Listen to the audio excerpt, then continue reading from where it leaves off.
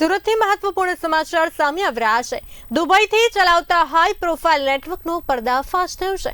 શેરબજારના નામે ઠગાઈ કરતો આરોપી પકડાયો છે। સાયબર ક્રાઇમે આંતરરાષ્ટ્રીય ગેંગના મેમ્બરને ઝડપી પાડ્યો છે। અજય ઉર્ફે ગોપાલ રશિક ભિંડી દુબઈથી નેટવર્ક ચલાવતો હતો। બેંક ખાતા અને આંગડિયા મારફતે લઈ રહ્યા હતા નાણાં।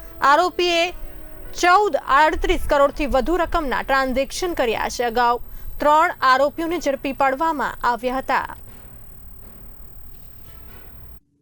સાયબર ક્રાઇમ સેલ સુરત શહેર દ્વારા પોલીસ કમિશનર સરની સૂચનાથી સિટીમાં થતા સાયબર ક્રાઇમના બનાવો રોકવા માટે એક ગુપ્ત બાતમીના આધારે ગત જૂન માસમાં ઉત્તરાયણમાં આઈટી પાર્ક ખાતે એક રેડ કરવામાં આવી હતી, જેની એ રેડ બાદ રાજકોટ ખાતે બીજી રેડ કરવામાં આવી, જેની અંદર આઈવી ટ્રેડ અને સ્કાય ગ્રોથ વેલ્થ મેનેજમેન્ટ નામની કંપનીઓ લોકો પાસેથી પૈસા લઈને અને ખોટી કંપનીઓ ઊભી કરીને ફોરેક્સ ટ્રેડિંગ અને શેર માર્કેટ ઇન્વેસ્ટમેન્ટ ટ્રેડિંગના નામે છેતરપિંડી કરતી હતી એમ જણાઈ આવેલ, જે આધારે સાયબર ક્રાઇમ સેલ દ્વારા ગત 4 જુલાઈએ ગુનો રજીસ્ટર કરવામાં આવ્યો હતો અને એની અંદર 3 આરોપીઓ ડેનિશ ધાનક ઉર્ફે હેમલ સોની, જયસુખભાઈ પટોડિયા અને યશ કાળુભાઈ પટોડિયા એમ 3 આરોપીઓની ધરપકડ કરવામાં આવી હતી।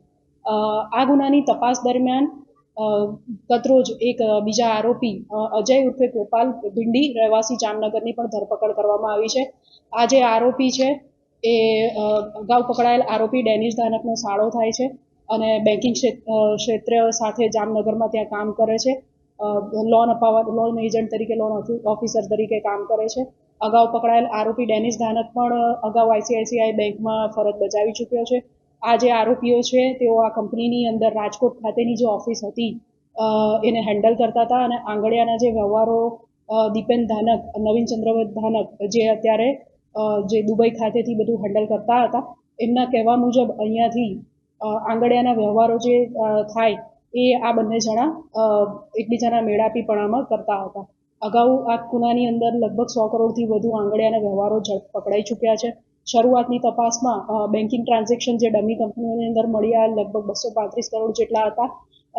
એ તપાસ દરમિયાન વધુ 41 અકાઉન્ટ્સ મળી આવ્યા છે, જેની અંદર લગભગ 1000 કરોડથી વધુના ટ્રાન્ઝેક્શન અત્યારે પોલીસને અમને મળેલા છે।